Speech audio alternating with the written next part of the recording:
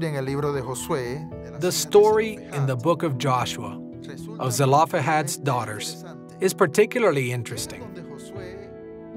These daughters approached Joshua saying, "Our father had no sons. Now that it's time to distribute the land inheritance, we're asking you to give us our land." This was not the first time this had happened. In Numbers chapter 27, verses 1 through 11, these same daughters of Zelophehad went before Moses and Eleazar the priest, saying the same words.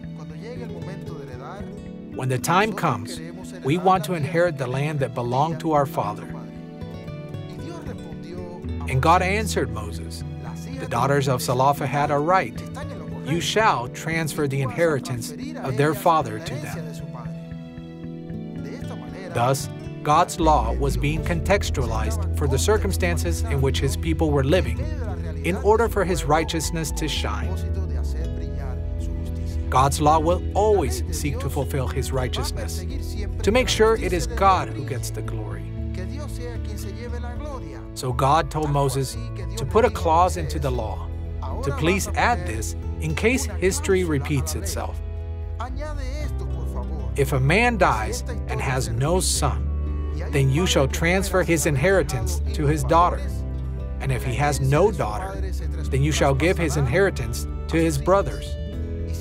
And if he has no brothers, then you shall give his inheritance to his father's brothers. And if his father has no brothers, then you shall give his inheritance to the nearest kinsman of his clan, and he shall possess it, so that the name of this Israelite will be perpetuated."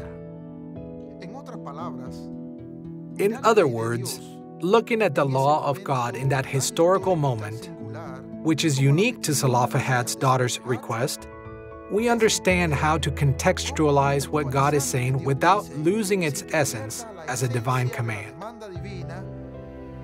We keep it applicable, but in such a way that divine justice shines over everything. It's very simple to deny a reasonable request just because we've never had it before, rather than analyzing the purpose of the law, as well as the circumstances in the moment, and then asking God for wisdom to make a final decision. For Moses, this was a lesson. For Joseph, this was a lesson. And for us, it's also a lesson.